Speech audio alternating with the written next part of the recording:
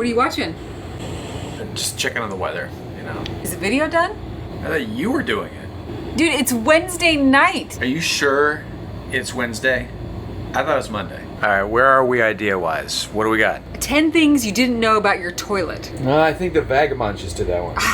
But we got that great footage when that pipe exploded on you. Here she comes. Oh. Rope, halyard, sheets, road, line.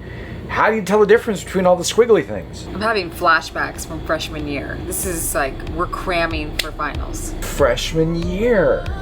Freshman year. That's it! To see everything again for the first time. I don't want to make it sound like this whole cruising thing is old hat for us, because it's not. We're learning new things every day, literally every day.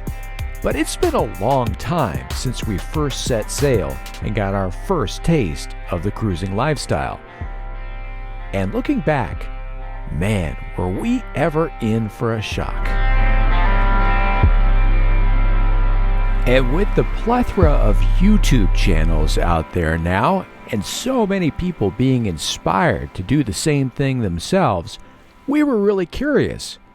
Does the real life live up to the YouTube dream? We put the question to some friends of ours in their freshman year of cruising. We had bought our boat sight unseen off the internet. We came into this with little sailing experience. Well, we sold everything we had, right? We sold everything to do this. Yeah. And how long have you been out here cruising? A couple months already, I guess. Almost 2 full months. Season number 1? Season number 1. We've been here for a couple of months now. So were you guys watching the YouTubes as you were getting ready? We have binged on the YouTube. Yes, we watched YouTube. She wouldn't have agreed unless she saw YouTube. I can honestly say that without YouTube videos, we wouldn't be here today. It's looked amazing. Like, wow, that's so beautiful. It looks like so much fun. And They kept a lot of secrets to themselves. they kept a lot of secrets to themselves. What we're living feels way harder than what we gleaned from the videos. If you buy a boat thinking it's going to be a cruising holiday in the Bahamas, there's a little bit of that, but it's not just that. There's a whole other dimension to it. What do you think of your experience? I really like it. One thing I should have been more prepared for is the fact that there's no schedule to it. Because, being a high schooler who has a bunch of extracurriculars, it's all schedule. And then you go on to like a lifestyle like this and there's no structure. It's just whatever the winds do. I like it now. Nice. It's nice now. It takes a special kind of person to grow with the new lifestyle. You have to be more free than you've ever been. And I don't regret a second of it. 1, because it's an amazing experience. 2, lightening your load like that is incredibly liberating. You know, all of the YouTube options and the styles of sailing, and there are 3 primary categories. There was the look how scantily clad and beautiful and tropical we are.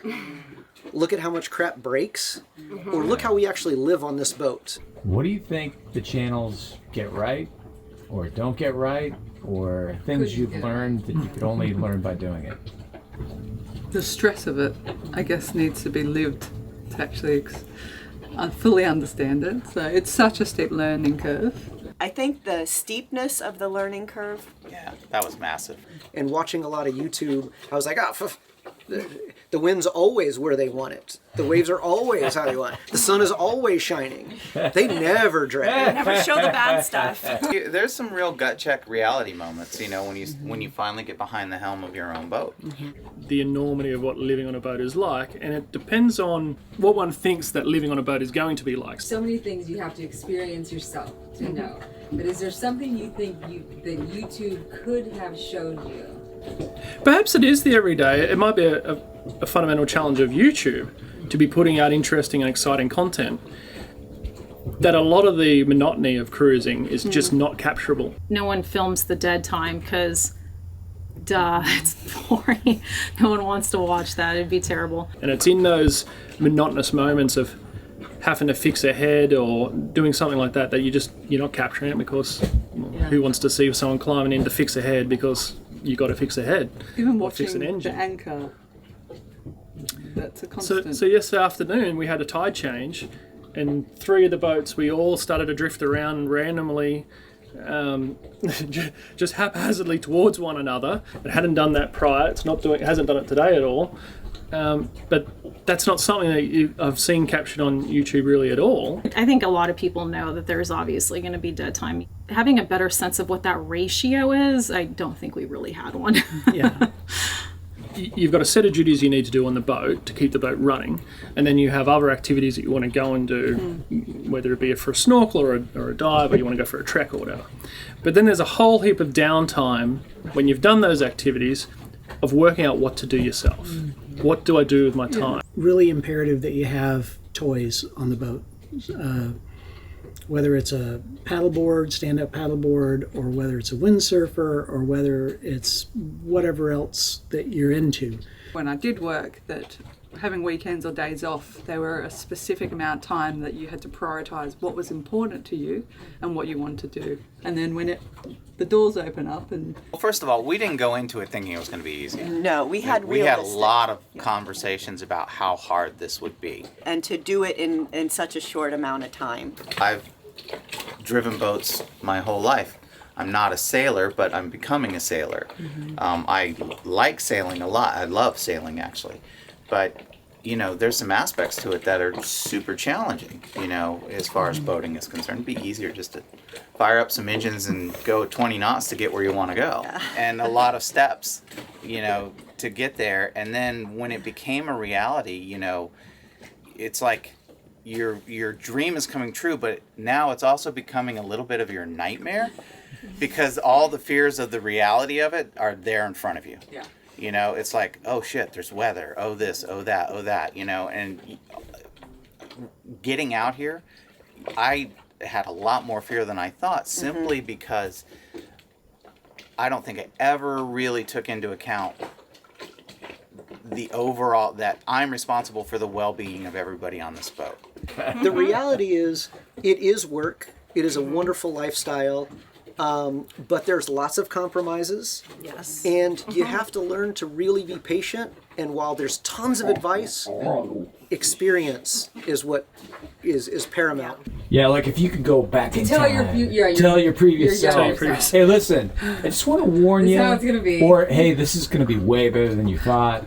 Yeah. I just want to warn you, don't do it. Yeah, don't buy the boat. Don't buy it. Silly idea. The thing I wish I had paid more attention to is varied sea states and wind conditions and how people were dealing with that on the hook, on the lee shores, dealing with things having to do with sailing and not just, we didn't get any fresh coconut water today. Right. So, yeah. You got your boat and then you got out here. A lot of people will take a year. Yeah. So Yeah, you were fast. So what is your advice to those people who want to do what you're doing? Because the time is short and Ignorance is bliss.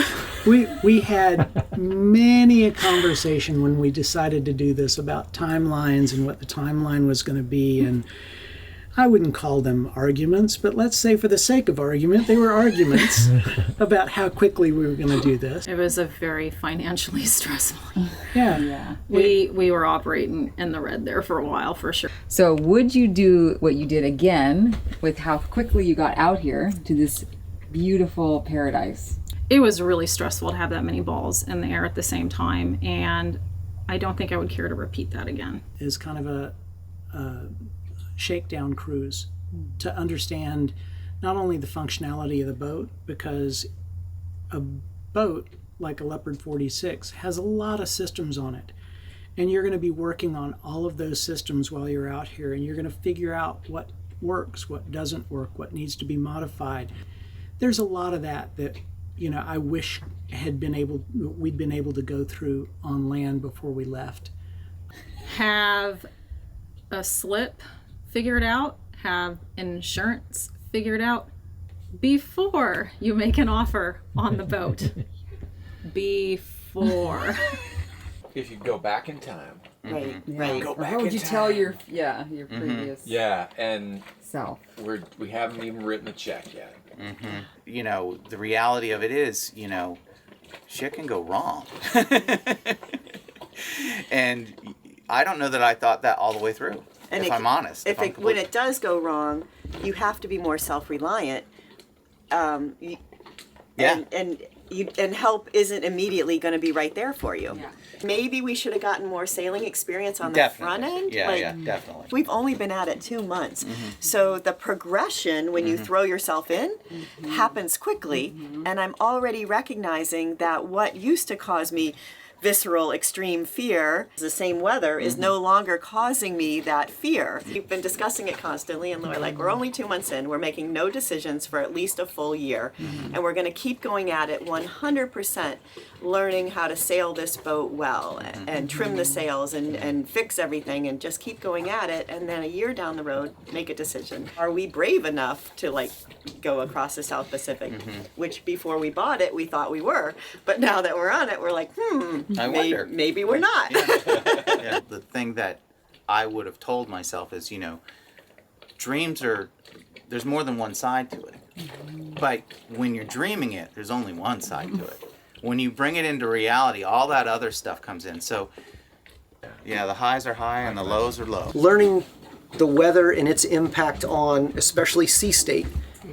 Because if the winds can build, they'll build the waves, and it can get weird quick. Yeah, I'm always amazed. When you're in like really big waves, you think, oh, this is going to take days to calm down. And it doesn't, you know? It's really amazing to me how the water responds to the wind. I have a fear of water, I have a fear of deep things, I have a fear of heights, I have all these issues. And I think telling myself going into this, hey, you're gonna have to combat some of these fears and maybe try to do that ahead of time before I got out on the open ocean. Yeah, I would, facing fears is a big thing too, I think. Mental game, right, with this lifestyle. And I think that's probably something not talked about enough on the channels. I know we haven't become so aware of what's going on in here and how to deal with that, because you can't just run off and distract yourself. And so, you're new at this. What are the skills you think you've learned in that way? Communicating our fears and working together and being understanding. Yeah, know each other's strengths and weaknesses ahead of time before you get on the boat. Know what makes each other tick and what will piss each other off. And then also figure out what communication works well for the boat, because we've been in some situations where we're looking through clear water, clear as day, and we're trying to navigate through a narrow channel, very shallow, and I'm trying to communicate something is going to run us aground, but the captain keeps going in that direction. Well, obviously I wasn't doing a good job communicating because we ran aground. So figure out what works. I think it's a question of, can you stay calm? Yeah. Can you stay calm when everything is going wrong? Ooh, that kind of rhymes. Calm when it's wrong, because we have been in some crap and I am like, I'll start to freak out, right? And then I look up at you at the helm or whatever you're doing, and I'm like shocked that you're so calm. And that immediately makes me feel calm. So how do you do it, Captain? Well, A, I don't know. And B, I think I realized it landing small airplanes in low visibility. The years ago, before it was a video game, you had to look at the steam gauges and find yourself in three-dimensional space. And just realizing the catastrophic consequences of not paying attention closely to exactly what was happening, getting into some sort of mind F about what was going on, completely counterproductive. So, I don't know.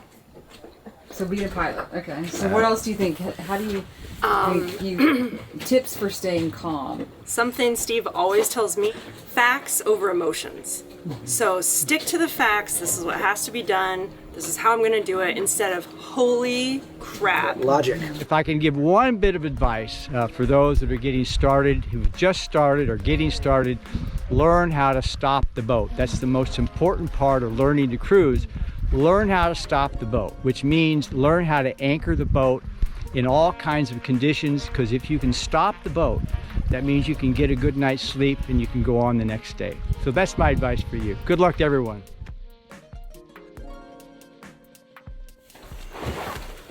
Do you ever get bored? I used to, before YouTube. And now all of my time is taken. YouTube is the antidote to boredom. Maybe that's why there's so many YouTube channels. Right? Ed and Vanessa really put it well, that you just have to have something else to fill your time. Actually, everybody was kind of talking about that.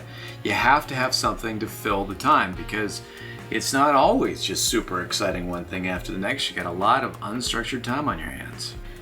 I think we try really hard to give you a well-rounded view of what cruising is like. Yeah, we do what we can to show you what's actually going on here without a lot of filter. We do add some fun and some levity. That's a lot for our own entertainment, though. There's really boring parts, and then there's some really fun, exciting parts. Yes, and there's just no point in filming all the boring stuff. So that's why things skew a little bit towards the more exciting and beautiful and extravagant and that sort of thing. It's not on purpose.